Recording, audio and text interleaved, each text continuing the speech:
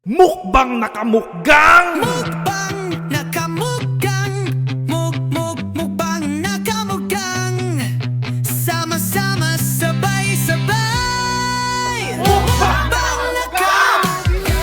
Day, another answered prayer mga kamukgang. Tignan nyo naman, dineliver pa mismo sa bahay natin. May ribbon pa yan kamukgang. 2 weeks din tayong nag-apply dito kamukgang. At sa totoo lang, hindi ko inaakalang ma-approve tayo. Dahil nga, freelancer lang tayo kamukgang. Kaunti lang yung naipasa kong requirements. Buti na lang talaga at magaling din yung sales consultant na nakilala ko kamukgang na si Mika. Pero grabe kamukgang, napagbigyan tayo talaga. Hanggang ngayon, hindi pa rin ako makapaniwala. Halo-halong kaba, saya, at halos maiyak ako kamukgang nung bumaba at nakita ko na nga itong sasakyan na nasa garahe ko na kamukgang. Ibang klase pala talaga yung feeling kapag nahawakan mo na yung manibela. Dati kasi puro second hand lang yung mga sasakyan ko at kaya ito talaga kamukgang sobrang first time ko talaga maka-experience ng ganito. Iba pala talaga kapag bagong-bago talaga no kamukgang.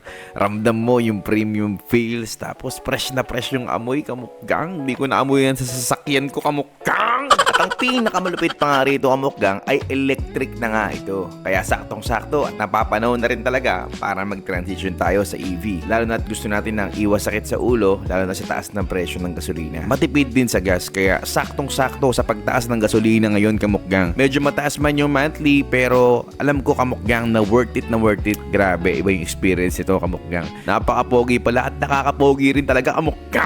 El solido kamukgang, el qualidad talaga. Kidding aside, never sumagi sa isip ko na magkakaroon tayo at may experience ang ganitong bagay. Salamat talaga sa Lord at napagbigyan niya ako ng ganito kamukgang. Maikli lang ang buhay kaya gawin nating pinakamasaya kasama ang pamilya. Yes, maraming pagsubok pero may rewards din sa dulo kamukgang. Basta ganapan mo lang araw-araw, trabahuhin at sipagan mo lang kamukgang. Malalampasan din natin yung kamukgang. Let's go. I just wanted to share this verse kamukgang na naging patotoo ko rin sa buhay ko sa Matthew 6 verse 33. Sabi doon, unahin ninyo ang kaharian ng Diyos at ang lahat ng mga bagay na ito ay idaragdag sa inyo. Kapag sumunod ka talaga sa Panginoon, susunod na lang din yung blessings kamukgang. Pero normalize lang yun kamukgang. Magiging normal lang sa'yo yung mga pagpapala na ganito. Maraming salamat sa pagsama sa ating memories today kamukgang.